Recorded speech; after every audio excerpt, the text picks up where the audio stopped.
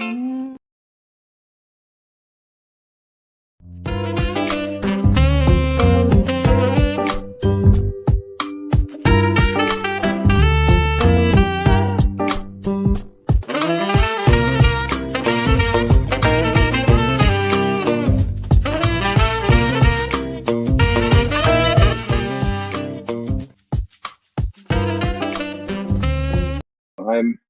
Albin. I'm the host and the founder of the Jazz Confusion Power Hour. My name is Dion Parson, and I'm honored to share my passion of music with you, our listening audience, through my cultural heritage.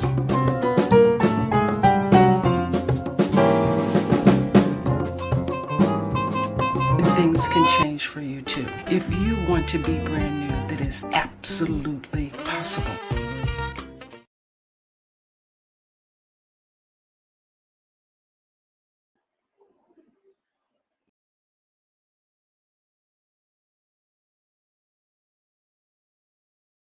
And we'll be having a special guest on as we do every week. But for those of you who haven't tuned in before to Source TV Radio and watched the Power Hour, let me tell you a little bit about why I created it. You know, everybody loves music, and of course people's musical tastes are different. But very often you may see the artist perform live, or you watch them on a video and you listen to their music, but you don't know much about what's behind the mind. You know, how do they create their music? You know, how do they evolve? What goes into the process? And also, you know, it gives you some idea too about, you know, how they look at their fan base and how they look at music and performing. And every artist does it differently. So this gives you a chance to really get to know the artist and attach that artist to the music that you love so much. So, you know, I want you to get to know the artist and more deeper and understand their passion. And we've had some wonderful guest artists on our show before. We've had Raheem Devon, Eric Roberson, Mesa, Shalene Johnson, Mavis Swan Poole, Jeff Bradshaw, Annie Lennox, Mickey Howard, Billy Ocean, Blake Aaron, the late Bobby Caldwell. We've had Eric Burden, Dwelle, Kiko Matsui, Haley Brunel, Yulia. I mean, I can go on and on. We've had at least 100 or more guests on the Power Hour. And tonight is no different. We have another very special guest tonight who's a multi-talented singer-songwriter and performer whose passion and love of R&B and the classic Philly sound will be self-evident. She has found a way of capturing the soulful grooves of that special retro sound while creating current and refreshing productions. Tonight's guest is a legacy artist who has toured for many years and now focuses more of her attention on studio production and recording for you so you can hear the music that you love so much. Currently, she's producing an EP of original songs that will be out in late 2024. And she's just continuing what she does best, recording self-penned songs filled with soul, love, fusing all generic influences, all genre influences through the remarkable music journey that she's taken.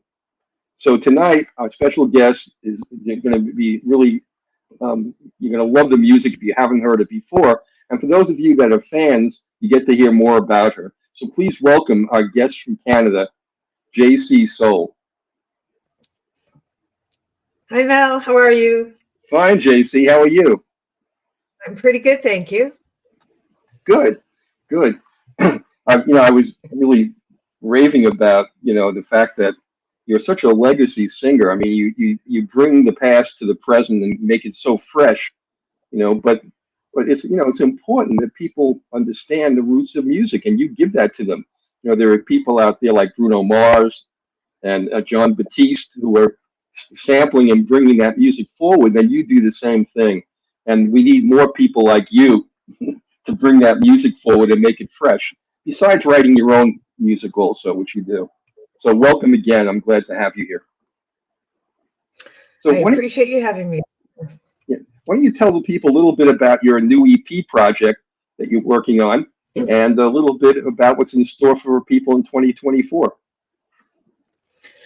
Well, I think what we're wanting to do is put together a bunch of the songs that I've written already and that have already been out there and put them on an EP because, people frankly request it.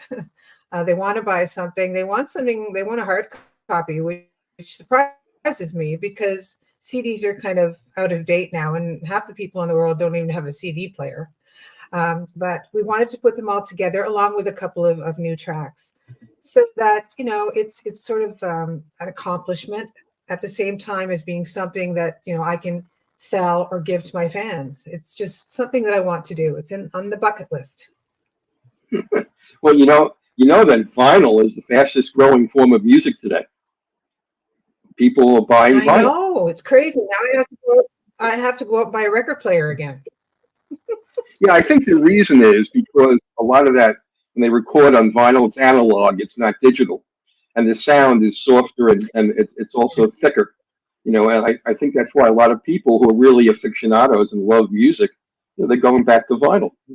So Yeah, it's great. I know there's a label in the UK, LRK Records. And I only know about this because I play this fellow's music on my radio show. His name is Johnny Burkos out of New York. And they're releasing all of his stuff on 7-inch vinyl. And it's amazing. Like, his music is incredible, right? But yeah, I can sing it all over the place now. It's great. yeah. Well, the past is always present. Yes. It never goes. Everything It never old goes. is new again. Exactly. What goes around comes around. So let's talk a little bit about your musical Including origin. us. That's right. Definitely. Let's talk a little bit about your musical origins and your childhood music memories. Did you have music in your family, in your household? Yes, I did, as a matter of fact. My mother was a singer as well. Now, this was like way back in the 40s. She was a big band singer when women that were at the mic couldn't move. They would just stand there politely and sing, and you really were not allowed to move. But she had a beautiful voice. And, after she met my dad, he, of course, said, well, you won't be doing that anymore. So we had tons and tons of incredible music in the house. She had an album collection, probably about 100 albums, all of, the great jazz and singers of the day, Ella Fitzgerald and Lena Horne and Perez Prado, all of these old style great artists, which as a teenager, of course, I didn't think they were great back then, but I listened to them. I didn't know what their legacy was going to be. I listened to them. It was always there. And it was nice to me that I always had music in the house. But of course, as a teenager, I'm listening to my own stuff too.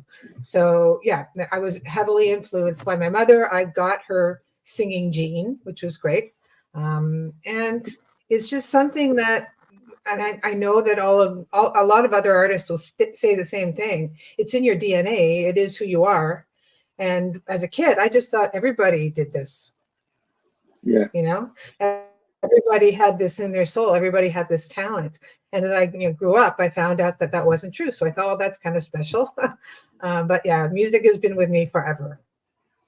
Yeah, that's great. To have it in the household and have a mother who's a vocalist. You were kind of preordained that you're going to follow in that direction, whether you knew it back then or not. For sure. Yeah. Yeah. Did you sing in school, or did you play any instruments in school, or join the band or anything? Well, I did take piano. I got my grade 7 in conservatory piano. I wasn't a great student, but I think that later on, just like a lot of things that you don't like when you're a kid, they serve you later on in life, right? Right. So I did that. And I was also, of course, I was in a church choir. I was in the school choir, singing groups, all that kind of stuff. I spent a lot of time in my room singing to records and music that I had purchased on my own, the radio. I spent a lot of time in there doing that. So yeah, I was always surrounded by it. I was just, it was just something that always made me feel different and made me feel safe. When did you know that music was going to be your calling? Yeah. When did you know it was going to be your I calling? think This is that I going to be always your. thought that, I always Oh, thought, really? Wow. That um, well, yeah, I always felt it. I didn't really start off thinking that I was going to travel and entertain people all over the world, but it did start to happen slowly from about the age of 19. By the time I was 25, I was on the road full time, traveling. I mean, our tours were 3 months, probably 3-month tours, and we'd be gone 8 or 9 months of the year. So we'd have a 3-month tour, we'd come back for a month or come back for a couple of weeks, go out again. So back then, that's what you did. And Right. every single 6 nights a week, the bars were having bands playing in them. That's the way it was back then. And they were packed every night. You might get a Monday night that's a little slow, but people went out and saw entertainment all of the time.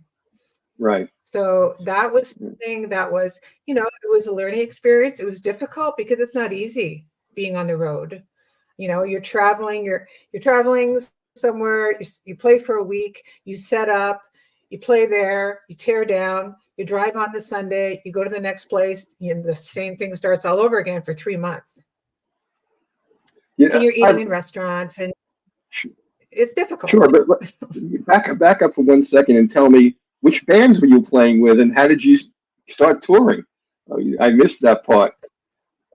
I think what happened was I started to be interested in maybe, getting into serious touring. So I just auditioned for someone who was they were actually looking for a 3-girl front at the time. So I auditioned, and they had these twins that I was auditioning with, and they were like tone deaf. I spent most of my time trying to get them to sing at least one harmony. But anyway, that they just kind of went on their way. But that's how it started. And we ended up being, back then there was something called show bands. I don't know if anybody remembers what a show band was, but we put on a show. We'd have costumes.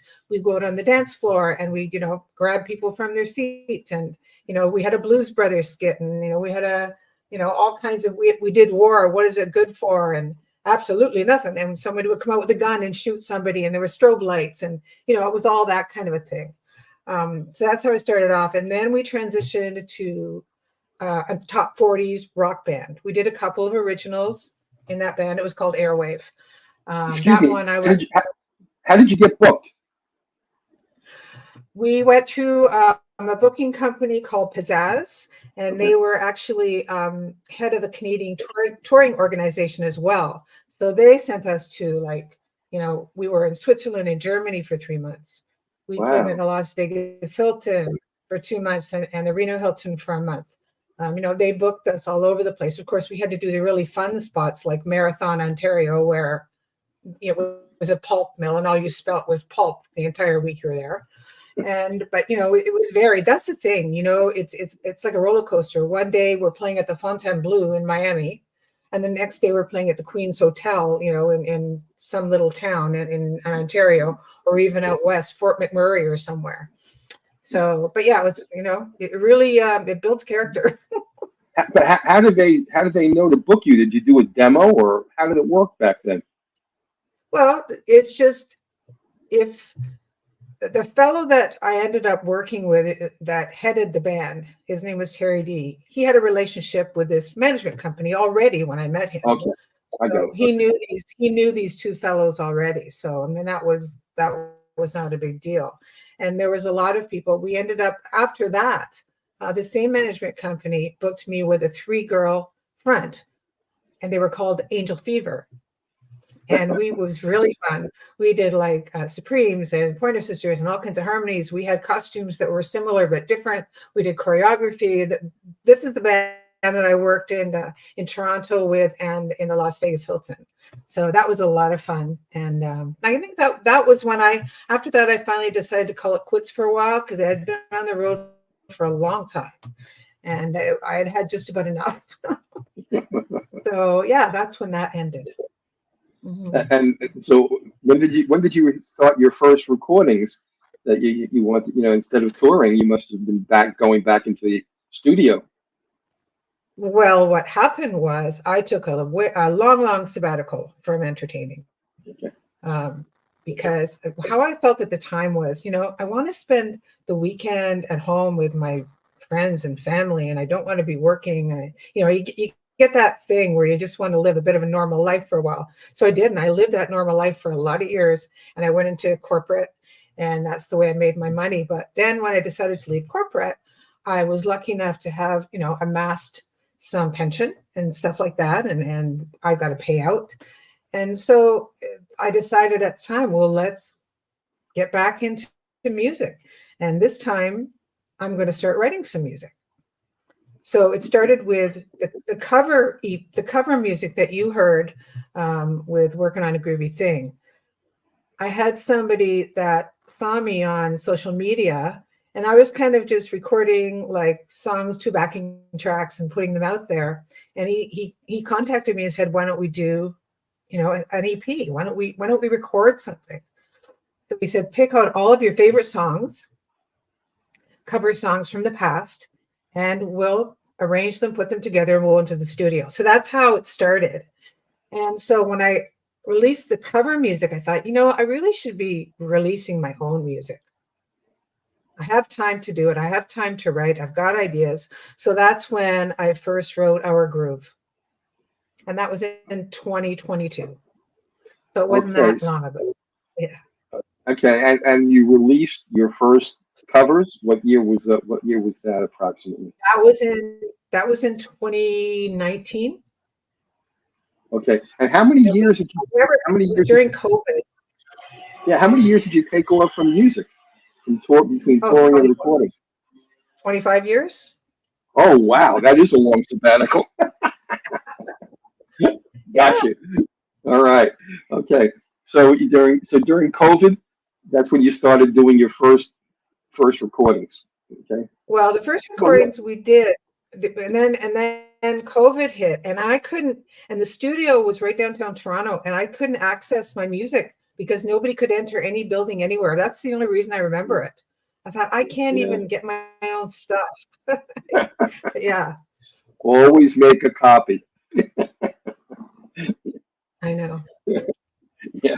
Well, look, I want people to hear your music. So I want to start out the evening by playing one of the songs that I really love. It's called Callin Out. So why don't you tell people a little bit about the backstory on Callin Out and give them some idea about I will. I always wanted to do a duet because I'm a huge fan of Tammy Terrell and Marvin Gaye and Peaches and Herb and all those kinds of that music. I've always loved it. It's always romantic and love songs. So I thought, why don't I write a duet? So I did. I wrote Callin Out. And then what I wanted to do was find a vocalist. So that was challenging because there's a lot of vocalists that I knew that I was connected to on social media, but they all live in another country. And I wanted somebody who I could be in the studio with, that I could meet, and that, obviously it's easier to do it that way, especially when you're doing harmonies and things like that. So I contacted a great, you may know Eddie Bolin. He's a great performer, songwriter. He's incredible in Canada. He's a big name in Canada. He's originally from Grenada, and he's the most lovely man. So I contacted Eddie, and he actually hooked me up with Jason Simmons, who is the fellow that I did this song with. So I think Jason has harmony skills like Jacob Collier. Like, he is amazing with his harmony skills. So that was special because you don't always find that, especially in Canada, because it's not a big R&B place, right? Ontario, right. Especially. So I was really pleased. So the song came out nicely, and I love the song to this day, and I'm really proud of it. Yeah, it's a great song. So Jason actually came. Did he live in your area, or did he fly in, or? No, he lived in Toronto. Like, I live way out of Toronto. It takes us about an hour to get there. But, we're all in the greater Toronto area. So, yeah, I met him, and Eddie's studio was actually in Toronto as well. So we all met there, and we put it together. Wonderful. Let's play it for everybody right now. This is Callin Okay. Out. And I think everyone's going to really love this. I love it.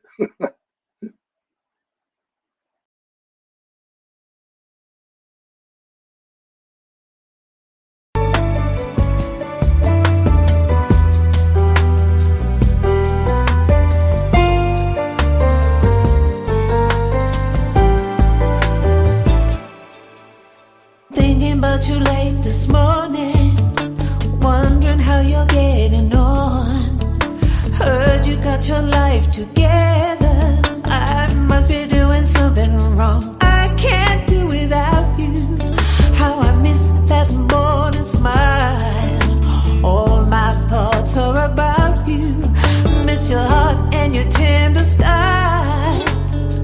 I can't do without you. It's so hard getting through the day. Can't stop thinking about you. Wondering how did it end this way. Calling out loud and clear. Can you hear the love sound? There's no doubt that I need you to carry on. I'm calling out loud and clear. Can you hear the love sound? What's life about when the one that you love is gone?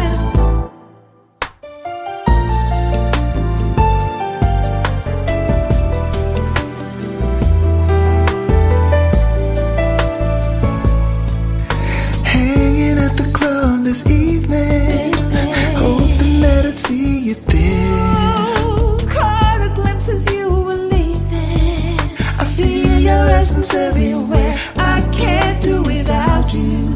Every heartbeat and every sigh. Brings back memories about you. Need you more as each day goes by. I can't do without you. Baby, it's so hard getting through the night. Can't stop dreaming about you. Come on home now and make it right. Calling out loud and clear. Can you hear the love sound? There's no doubt that I need you to carry on. I'm calling out loud and clear. Can you hear the love sound? What's life about when the one that you love is gone? Everyone says I'll forget you in time. Longing to hold you dominates my mind. Baby, don't know if I can take it. How will I ever make it without you to help me through? Gotta get back on the groove. Oh, baby, dreaming of nights with you. Oh yeah, got to get back on the groove, baby. Dreaming of nights with you, baby. Calling, calling, calling.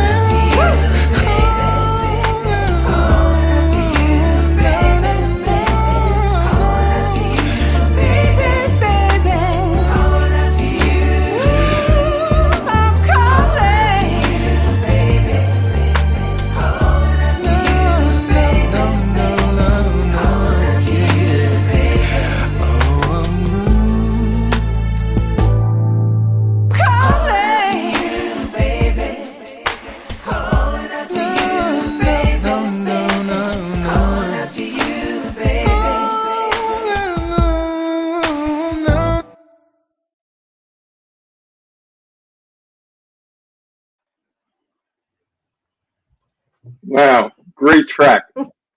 Thank you. Love it. You have a fan, Corey Watkins. He said, great chorus. Love the groove. Thank you, Corey. And yeah, I there's appreciate it. somebody else just checked in. Carolyn Brown. Love it. Thank you, Carolyn. So you're getting. I don't know if they're already existing fans or new fans, but they're certainly loving your music. That's great. I have That's a the question idea. now. Yeah, I have a Yes. question for you. I've listened to quite a number of your songs. I've listened to "Call Me," "Working on a Groovy Thing." I've listened, to quite a number of them. Who is doing your arranging? The orchestration and the arranging is just phenomenal. Well, the cover songs, "Working on a Groovy Thing," and there's "Our Boy" and "Call Me," "Love on a Two-Way Street." They were all arranged by a friend of mine who's actually a performer as well. His name is Virgil Scott. He's not usually producing, but he's the one that urged me to do this. So he produced this, and he got together a group of really fine musicians, and we went to Toronto to a great studio, and we recorded that. And that music is what inspired me to start writing my original music. But as far as arrangements of my original tunes, I work with a couple of people here. Lou Bartolomucci, he is a guitarist, and he plays keyboards, and he's got a home studio, and he's a great person to work with. He helps me develop my music. I work with him, and then Michael Schotten has a studio actually close to where I live, so I don't have to drive all the way to Toronto, which is a pain in the neck these days. And he is like Mr. Energy, Mr. Ideas. I mean, he is what really makes my originals shine. He really, really knows what he's doing, and he's got all kinds of enthusiasm, and he's just really amazing. That's why he costs so much. Do you have a music director? Do you have a music director? No, he's kind of all in one. He does All in one? everything. Does he do the Yeah, charting? he's, I'll be, I'm sorry. Does Yeah. he do the charting and scoring? Everything? he does, well, we don't usually chart. We do. When I come up, let's start from the beginning. So when I come up with an original song, what I do here is it starts in my head. So I'll be doing like mundane tasks around the house, and I'll start with the melody line, and then I'll start recording that melody line in my phone on the recorder. And then it builds from there, and I start thinking about the chorus and what the chord progression should sound like. And when it finally gets to the point where I'm ready to put it all together, I come downstairs on my keyboards, I bang out some of the chord progressions that I think would work well, and then I record it on my software here and send it off to my first producer, he's really my developer as opposed to, recording producer, Lou. And he listens to it. I go to his place, and then we work on it. Go down to his studio, do a demo there. So then he pretty much helps me with the arrangement. But from there, when we send it off to the big studio that I record in, that's when all the bells and whistles are added, because the guy is just a genius at doing it. And, these days, you have to have really good production. You just do. Yes. If you don't have good production, it's not sort of, it's not that it's not keeping up with the rest of the music, but it's not catching people's interest. They're used to having high production, and that's something that I enjoy as well. I love listening to something with great production. There's so many things you can do with it as far as harmonies and effects and making your sound, the compression on your voice has to be just right. And I mean, I think a lot of people, you and I were talking earlier, I think a lot of people think you go in the studio, you sing a song for an hour, and it's over. Yeah. But it's such a process. It's such a long process. And most artists, whether they be, vocalist or musician of any type, they're very, very picky.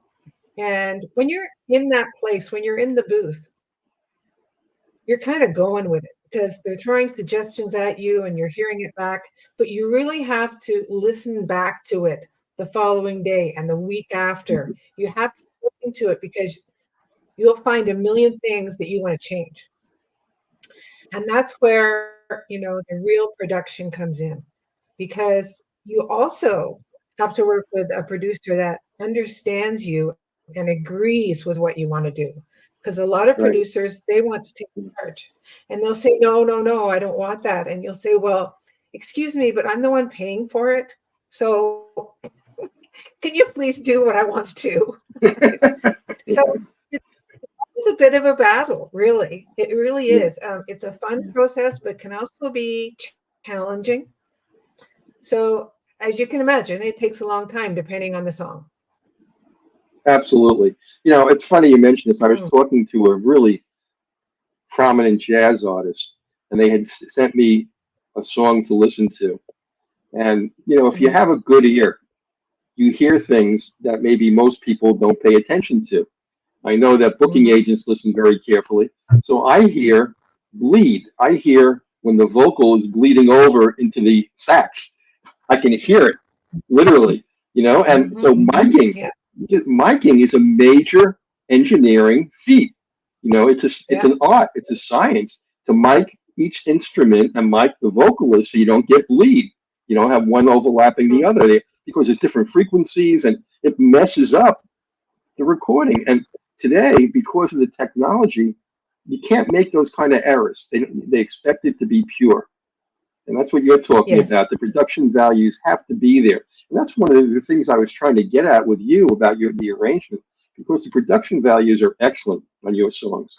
It's really, really well done. And that's so important. It really just helps distinguish you as an artist, so it does. I'm glad we had a chance to talk about that. So people who are listening in realize, like you said, you don't just go into the studio for an hour and sing. It doesn't work that way.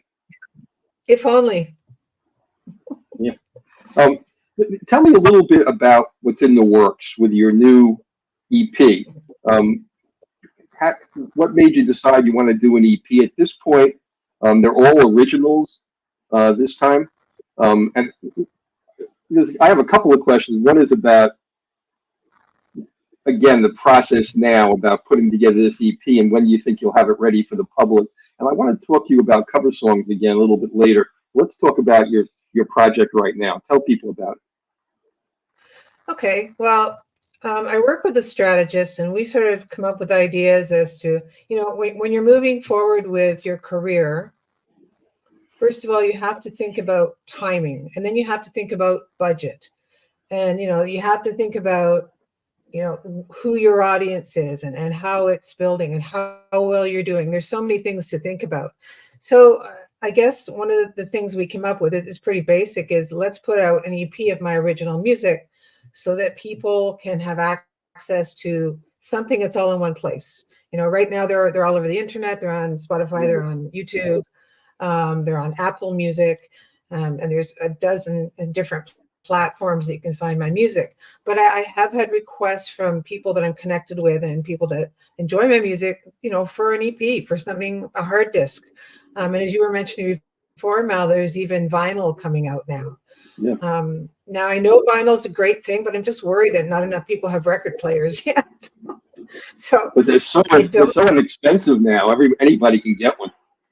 Yeah, but would they think of it? But so we just thought it would be a good thing to do, to compile all of my original stuff and put it in one place. The next song that I'm working on is an EDM song, an electric dance music. So that'll be fun, and we're hoping to maybe it'll hit some of the clubs, because apparently the clubs in Europe are really cool, because when they play your music, they play your video up on the screen at the same time. Yeah. Which is really cool. So I've never done an EDM song. So that's what we're working on right now. I'm working with a gentleman, his name is Nabil. And that's what he does. And his EDM tracks are great. So I heard one day that he had posted on social media. And I said, wow, that's a great track. Why don't we put some vocals to it and some lyrics? So that's what we're doing. So I've written the lyrics, and we're about to go in the studio and start to record that in the near future.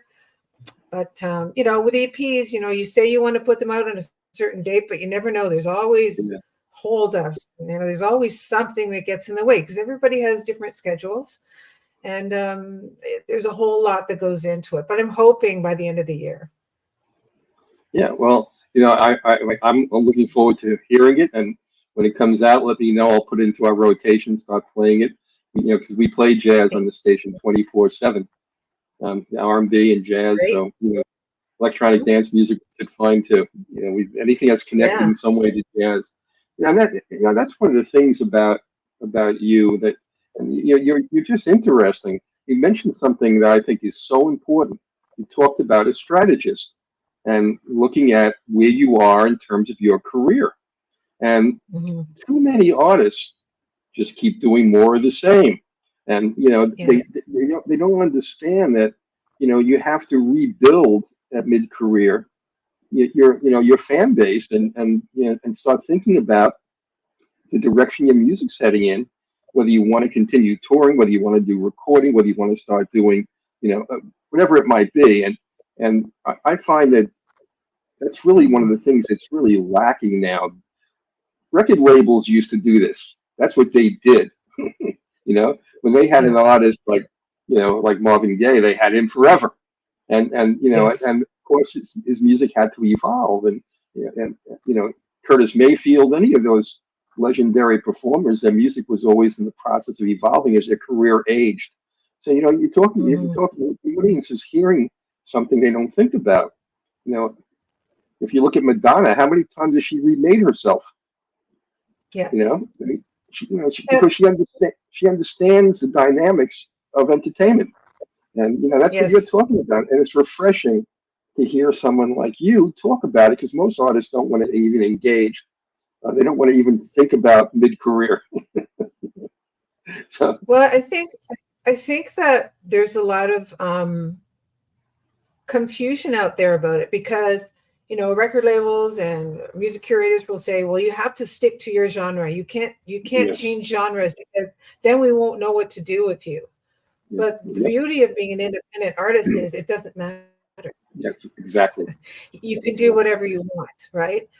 Even if today, if you get a record label that wants to, record you, it's not going to be for free. They may front the money, but then you have to pay them back by touring heavily. So it all kind of mixes into the same bowl. You're either going to tour, and then you're going to spend a lot of your time touring and not creating new music, which, if you're into that, that's cool, as long as you don't have to do it too much. But if you're an independent artist, you can sort of call your own shot. And the other thing is you're paying for it. You're paying for all of it, and there's very little money to be made. So that's why we do things like have radio shows on the side. And, there's musicians that have jobs, they have other jobs so they can support their music. I have a very good friend in Toronto. He's been an artist for forever, and he works at the Bank of Nova Scotia. I mean, you just have to. You have to, because you can't depend on your music to make money anymore. You just can't. So it's a labor of love, right? It is. On a higher level, Paul McCartney once said, "The beauty of owning Apple Records is I don't have to keep singing Michelle." Because he owned the label. Even he said that would get old real fast. One of the multi-talented. Paul. Yeah, right. I feel sorry for him. One of the other poor guy. One of the other talents you have, and I want you to talk a little bit about it. When you talk about different jobs, you have your own radio show. Why don't you tell people a little bit about that? Yeah, well, the way that one thing leads to another in this business is amazing. I'll start off with how I formed this relationship with this fellow. So when I started, writing my own music and posting it on social media, you just you put your music out to the public, and you're connecting with all kinds of radio stations and music curators. And I connected with this one fellow who had a station called Easy Jazz out of Ottawa, Ontario. And so I connected with him, and he started to play my music. And then he started asking me, do you know any other artists that would like to have their music played on my platform? I said, are you kidding? I said, there's all kinds of artists out there that I'm connected with that would love this. So I started started a relationship with him, whereas I connected him with these artists. So I'd be the liaison. I'd tell him, hey, so and so has some great music. Listen to it. They have videos, and this guy is so straight up and great. He doesn't just play the music and play the video from YouTube. He buys the music on Apple. He puts it on his platform. If they have a video out there, he asks permission to use the video. Like, he does everything on the up and up, because he's very business oriented. He's a very sort of corporate guy. So you get the best of both worlds, and he loves jazz. So I had, done this for him for a couple of years. And then I think he was trying to get more viewership, because his viewership isn't big on, social media. And he recognized that there were a few of us, including me, that had a large fan base, and we're connected to a lot of people, and we're getting a lot of, likes and posts and loves and all kinds of attention on social media. So his idea was, why don't I get a few of these artists to host their own radio shows? So I was one of them. He knows that I'm like a complete lover of smooth jazz, because we've talked about that. And so he offered me this Smooth Jazz This Week with JC Soul. He also has two other fellows, Strumming with Ross, it's a guitar show, and the other guy is the A-List with John Armato, and he does all old jazz stuff like Billie Holiday and all the old stuff. So that's how that started. And I was surprised, because I had done a radio show or two on another platform, but I did it for free, just as a promotion of myself. But when he offered me this, he said, well, I'll pay you such and such amount a month. And I went, what? What? You're going to pay me for something? Oh my gosh. So right away I agreed to do it. And it's a lot of work. It's surprising how much work it is, because the format of the radio show it's an hour long. I pick 10 songs, and I tell the audience a bit about either the song or the song and the artist between playing the music. So it's kind of like song bio. So it's a little different. It's not just banging off tunes and saying, and the next song is, it's interesting. So what I need to do is go on the internet and find all kinds of information about these people. And, that's all over the place. Like, you could find tons of stuff from certain artists. There's other artists who you can't find much on. So what you need to do is put it all together in a format, scripted. It's pre-recorded, but you have to script it, and it has to have a beginning, a middle, and an end, and sound like you didn't copy it from someone else in your own words. So when he first agreed to pay me, I thought, wow. But then I realized, he's paying me for a reason, because this is a lot of work. Right. But I love it when I finally listen to it. Yeah. Go ahead. To do my own. What was that? Are we cutting out? Can you hear me?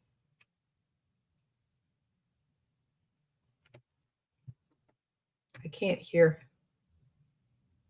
Yeah. Do you hear me now? Yes. Yeah. My headset cut out. I don't know why. Oh, okay. Technical glitch, but I'm back. It happens. I was saying to you that to do the power hour, to do a 1 hour show like with you, I probably put in 10, 12 hours of work, researching, looking at the music, looking at your bio. This is all scripted, believe it or not. I know the questions I want to ask. And I don't want to ask the same questions to every artist.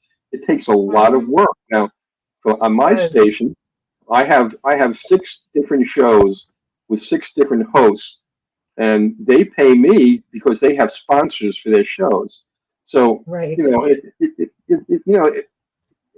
everything is different, and the internet has changed radio dramatically in terms of in terms of revenue, who gets paid, how you get paid, who's listening, who's licensing has changed. I'm licensed both for terrestrial and for internet. So I have to pay licensing fees for the terrestrial side. I have to get releases for every song that I play, from on the other shows, when they have artists on, I insist on a release on the music. Because I can't play it otherwise. Facebook and YouTube will shut it down. So it's very complicated. It's not easy, and the logistics of either internet or terrestrial radio has really changed a lot. It's it's not easy. So there's a lot of admin work. A lot of admin work is involved. Oh, right? yeah. And I guess that's something that I wasn't prepared for, but it's a lot of admin. Luckily, I have good writing skills from my corporate days. So, but it's like, you're right. It might take me, I don't know, an hour to write 2 paragraphs that I think are effective. Yes. Putting together. That's just the way it works. I usually have 18 to 20 questions that I look at during the show. To write those out and to do the research and everything, just to do this, to run a show is 10, 12, 15 hours. So, it's like going to the studio. You just don't stand up and sing. Yes. I was just going to say that. People think, even people on television, newscasters, they think, oh, they just sit there and read and that's all they have to do. Then they go home and, have a coffee. But no, they're doing all their own research. I mean, that's just the way it is. You do all your own work. A lot of work goes with all of it. Then I have to upload all the music into the studio. I have to oftentimes convert it from WAV to MP4 or MP3. I mean, people don't realize how much work goes into just a 1-hour show. How long is your show? How long is your show? It's an hour. Yeah. It's an hour. It started off as half an hour, but, even when it started off as half an hour, I said to my guy, I said, I don't think that radio stations are going to want to air a half-hour song or show. They're probably going to have to up it. So we eventually upped it to an hour. But I give that information. I give it to them like every 2 weeks, the hour-long show. And we have to do replays in between. And that's the other thing. What we want to do now is we're going to go on a summer hiatus. And we are going to record some new shows so we can catch up. So when we start again in the fall, all the shows will be new as opposed to having to play replays. But you and I talked about the money aspect of it. It's it's tough difficult out there. It really is. I want to play another one of yours. I want to play more of your music, before we run out of time. So now we already played Callin Out and Our Groove. So let's play The Best of Things. How do you like that? Why don't you tell everybody about that? Sure. Best of Things was it was a horn-based thing. I wanted a song with a lot of horns. I know this Lou Bartolomucci fellow that I work with, he plays with a band called Oakland Stroke, and they're a Tower of Power cover band, and they're one of the best around. So he knew a lot of guys from that band that would help me with my music, and the trumpet solo in the song by Tony Carlucci, who actually plays with another band that does Chicago covers. He is absolutely amazing. And Lou Bartolomucci actually recorded and produced this entire thing. We didn't even move to the bigger studio. So it's one of those songs that I think that's, again, on my bucket list as a type of song that I wanted to record. Have a listen and tell me what you think. Definitely. I love this song. Let's hear Best of Things by J.C. Soul.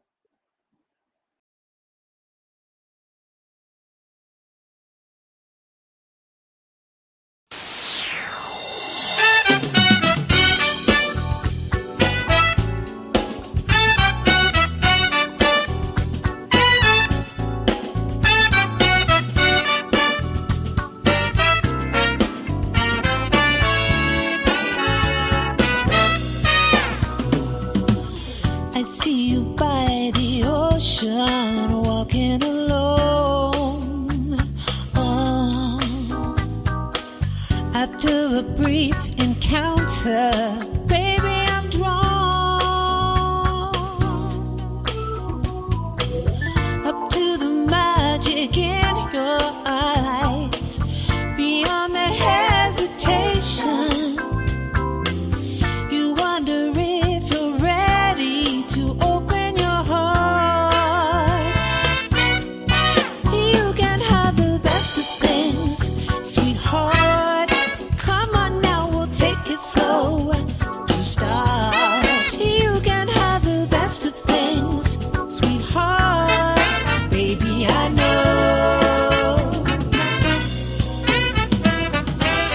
At times it's not so easy to let new love in. No, we're so afraid the hurt will happen again. Yeah, yeah, yeah, yeah. But rest assured the sun will shine. You'll see a new horizon. Your destination's waiting. It's time to arrive. You can have the best of things, sweetheart. Come on now, we'll take it slow to start. You can have the best of things, sweetheart. Baby, I know.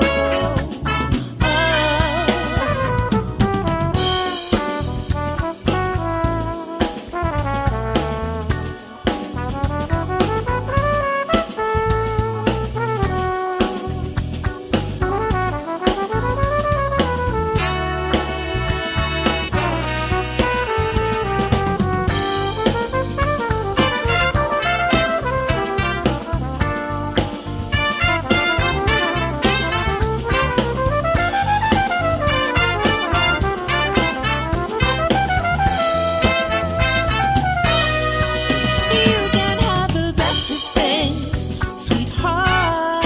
Come on now, we'll take it slow to start.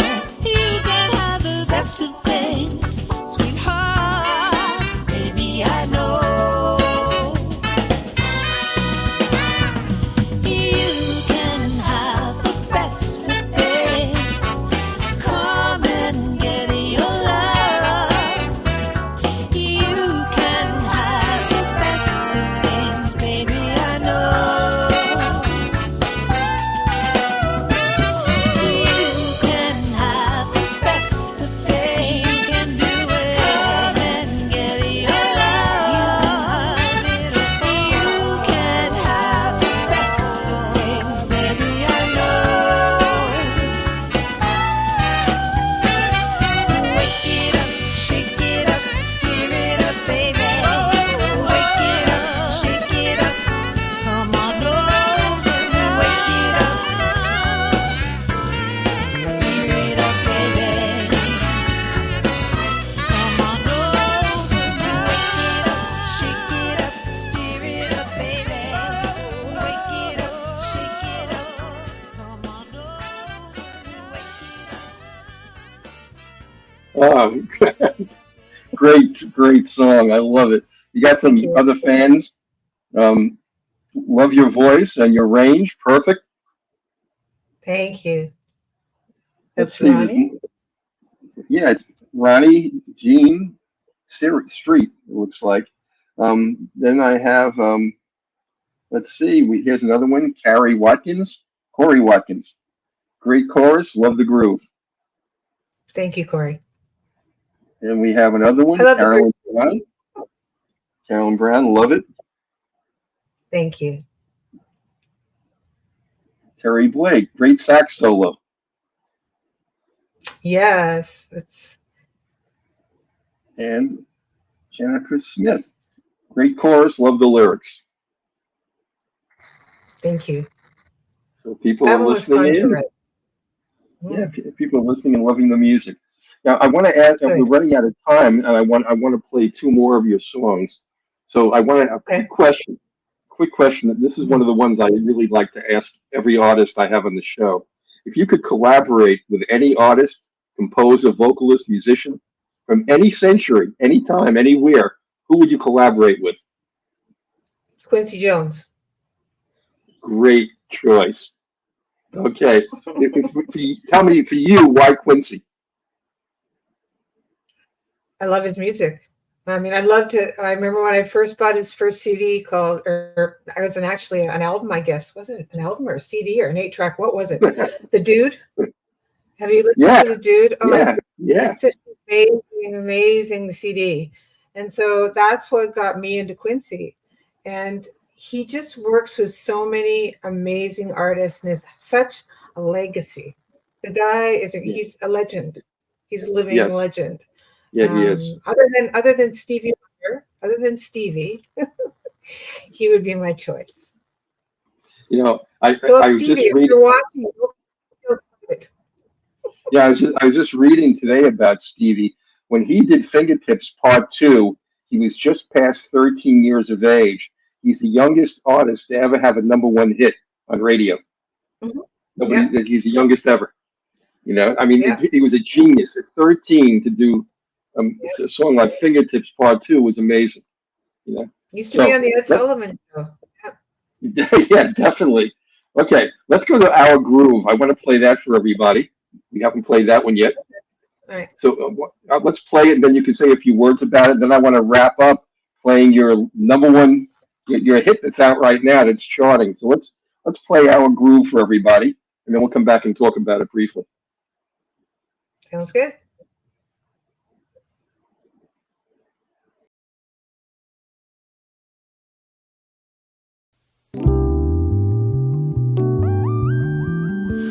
Oh, we got the groove, baby.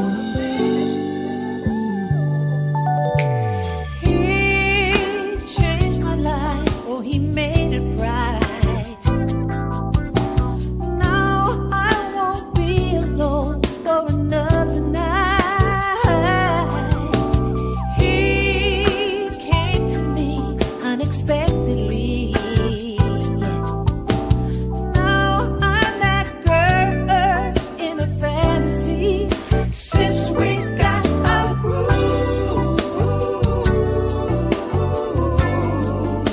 everything's brand new.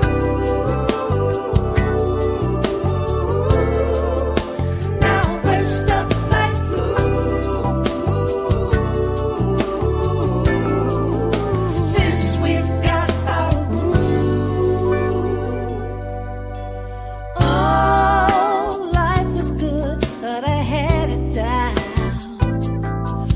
But something was missing when you weren't around.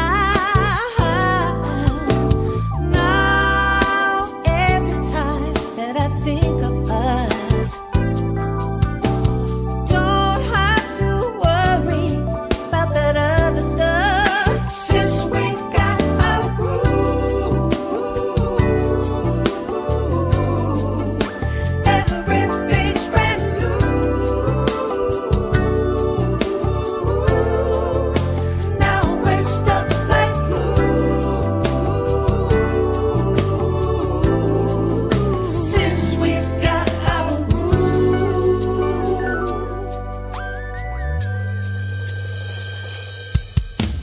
Every day is like a dream to me.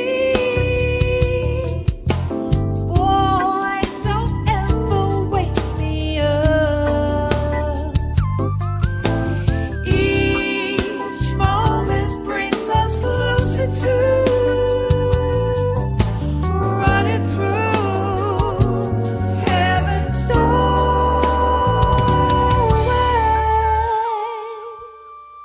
Then years from now, as we're winding down, when the sweeter rhythm of our love is the only sound, we'll share the joy of a life fulfilled. Yeah. Living in paradise, even stronger still, rising up and shining through. Everything is so damn smooth, baby.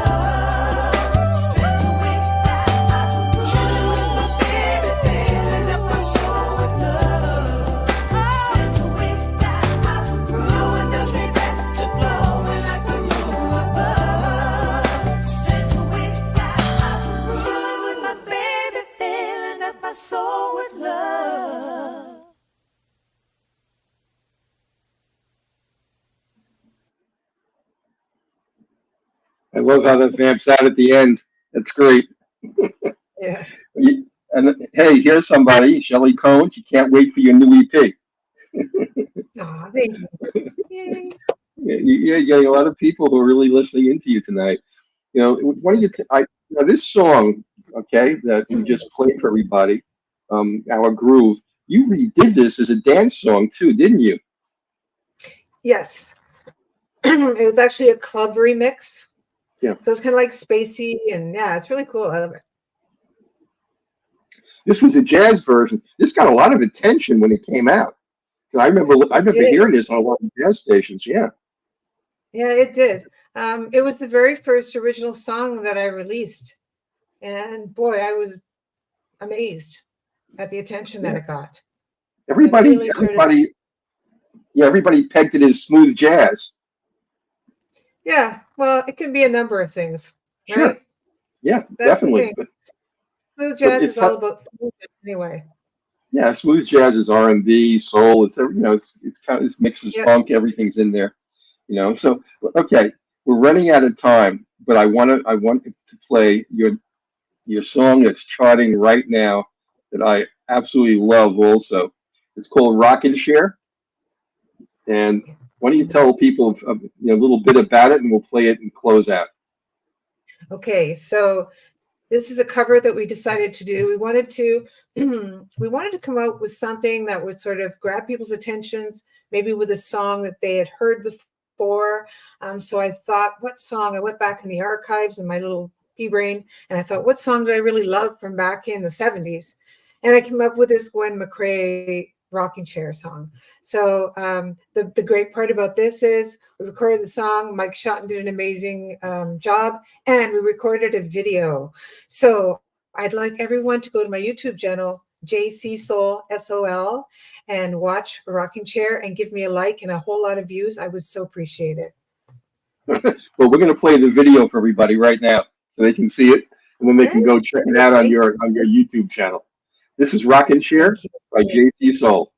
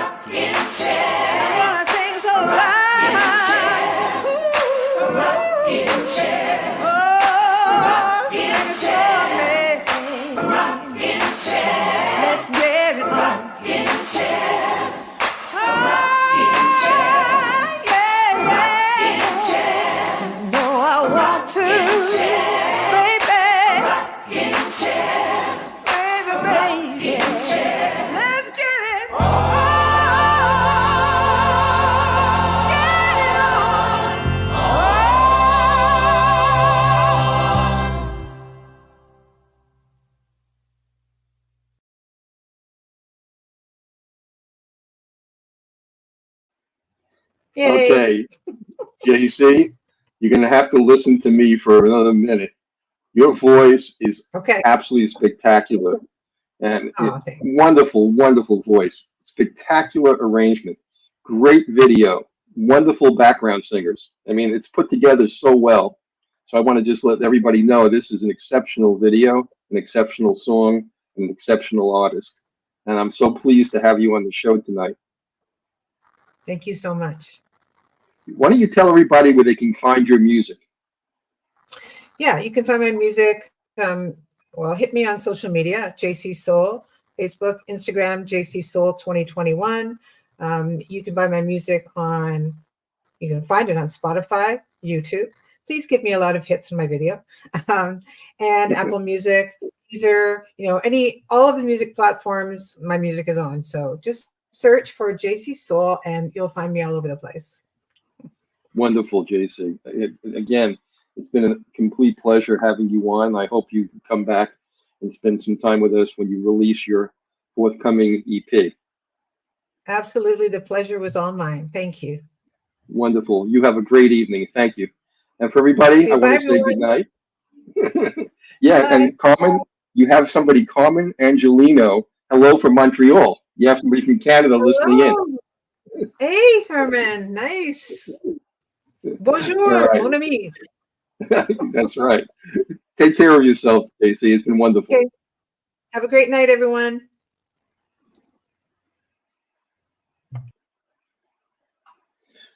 Well, we'll be back again next week with another edition of the Power Hour.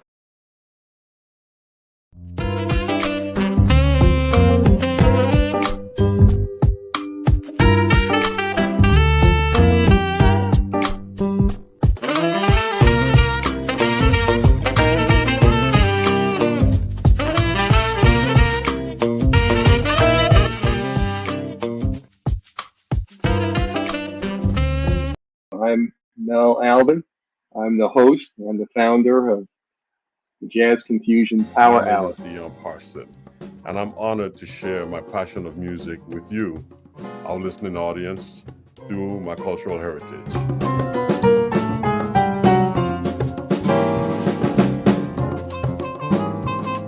Things can change for you too. If you want to be brand new, that is absolutely possible.